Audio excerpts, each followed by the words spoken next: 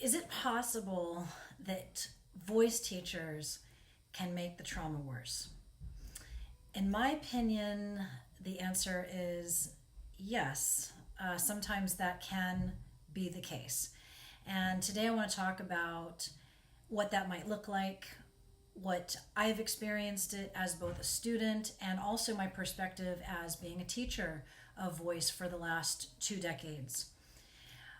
By the way, my name is Bella, and I'm starting this platform called The Healthy Singer to incorporate my background with trauma and music education, classical voice, health and wellness. I'm putting it all together to help you learn how to express yourself authentically in a healthy way and also help you get to know your voice and how it works and all the valuable information that lies inside.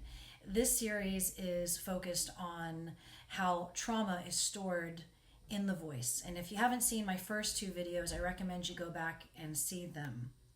Today I want to talk a little bit about how your voice teacher can contribute to your trauma.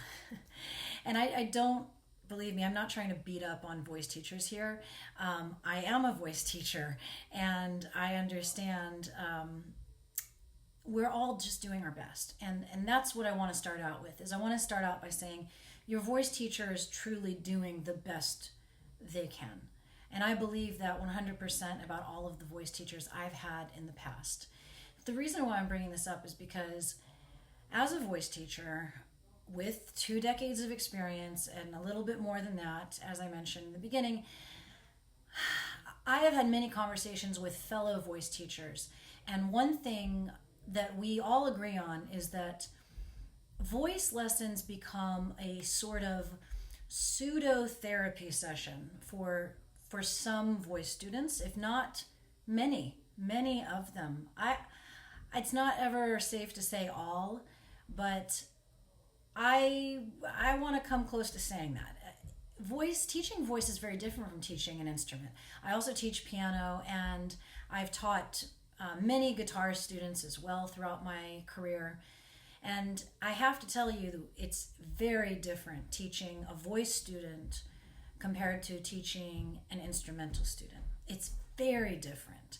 And for many years, I did not like teaching voice because I did not feel like I had all of the equipment. I felt like I didn't have enough understanding of what it would take to teach a voice student, even though the majority of my formal classical training is actually in voice.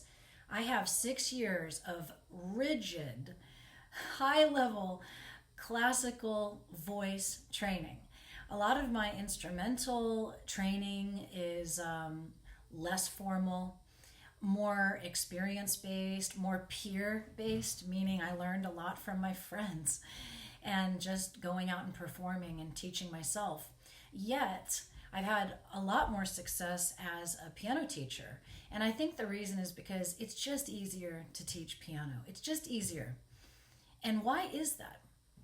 Well, like I said, voice teachers end up taking on multiple responsibilities, many which we are not fully equipped to handle and train for. Like I said, a lot of us, when we get together and we talk, we will talk about how it really feels like sometimes we're therapists. And why is that? Well, when you use your voice in a vulnerable way, singing especially, it's almost like you are bearing your soul to the person.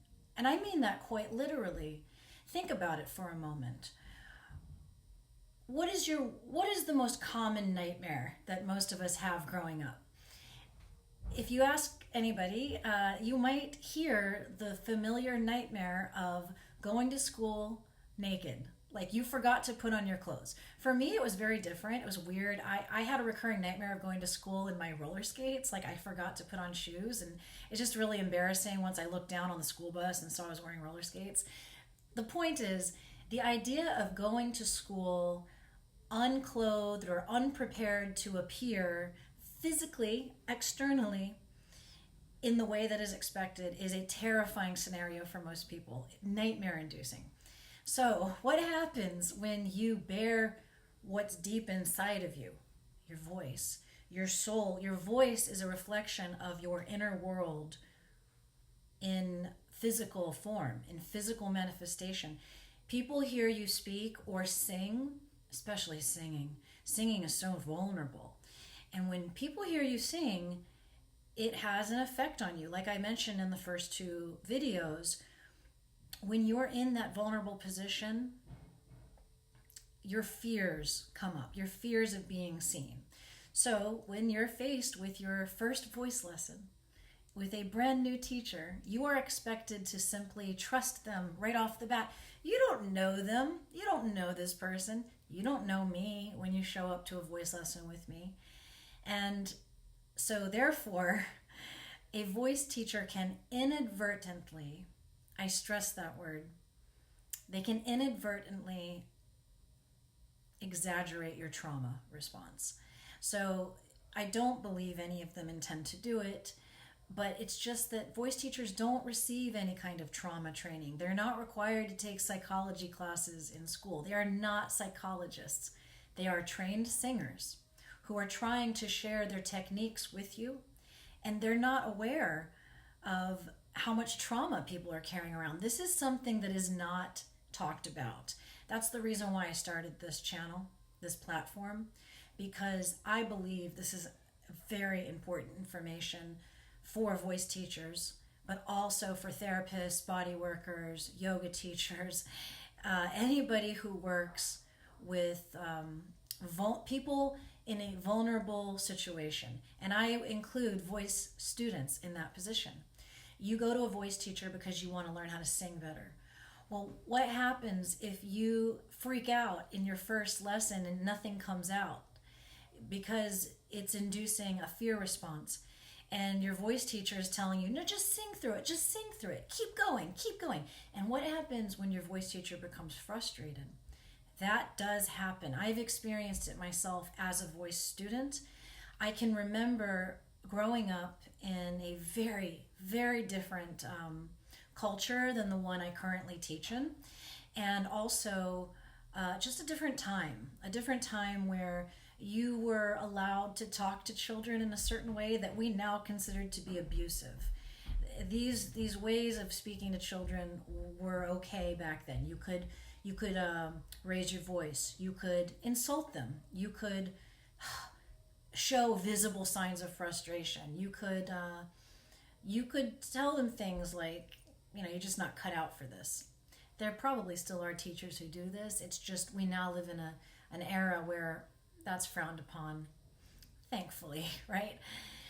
And so if you happen to find yourself with a human being, that's what your voice teacher is, a human being who isn't really equipped to handle the frustration of a singer who clams up every single time she tries to get you to sing scales.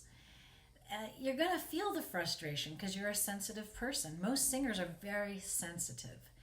And so you're going to feel the frustration.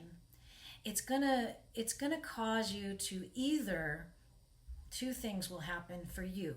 You're either going to shut down and run away and just give up on the whole voice thing, or you might be like I was. You might be a warrior spirit. You might be the kind of person who says, you know what? Maybe my teacher is giving me the stink eye, which is what my choir teacher did all the time, because I was the weak link in our choir.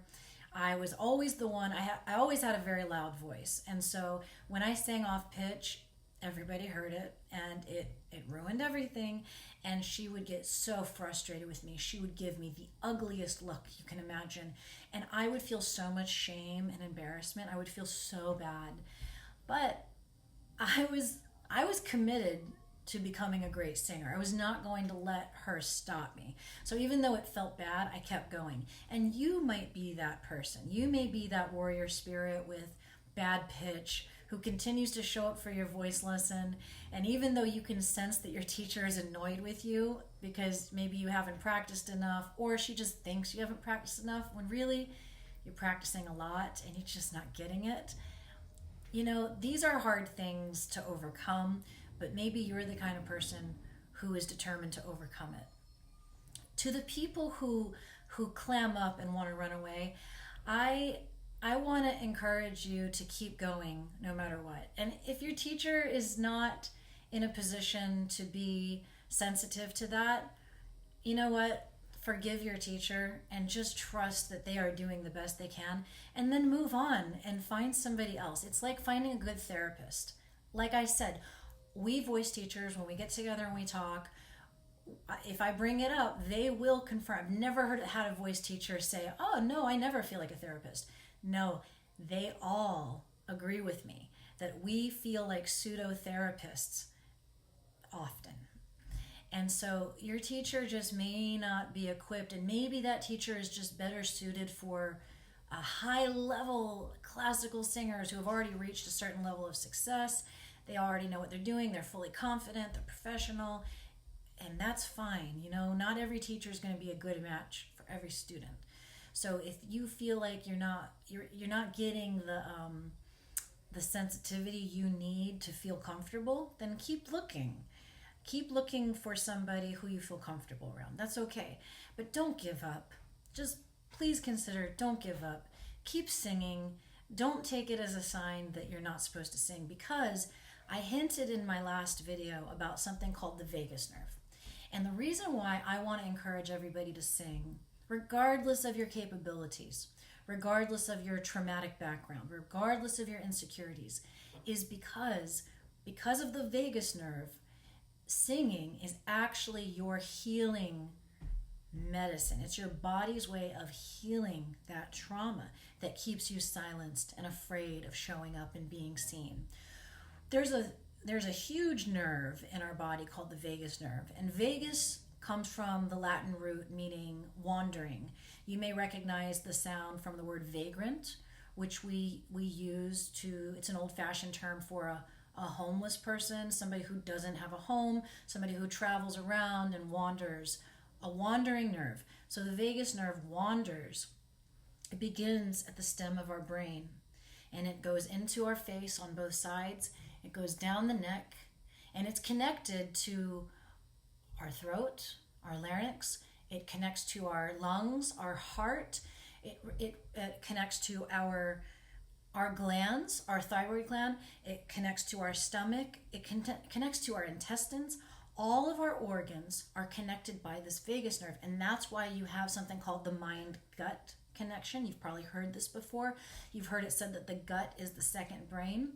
That is because the gut has its own nervous system, and it's connected to this network which sends messages to and from the brain and the gut by way of all these other organs. And so when you sing, it stimulates a relaxation response in your body. The vibrations of your singing voice, humming or singing, this is why I told you to hum in the last two videos. And this is why I told you it will ease and neutralize your stress response, because when you sing or hum, it stimulates the vagus nerve, and it tells all of those organs to just relax. Everything is fine. Everything is okay. So even though you're afraid to be seen, you're afraid to sing in front of your voice teacher, singing in front of your teacher makes your problems worse, keep singing anyway, because it is the medicine that you need to heal your trauma. Okay, I hope this series has helped you. I will be putting out more videos intended to help you show up and sing through the fear, sing through the trauma. I am here to show you all the things I have learned throughout my life on how to be a healthy singer and how to be a healthy individual through the use of your voice. I hope this helped you, and I'll see you next time.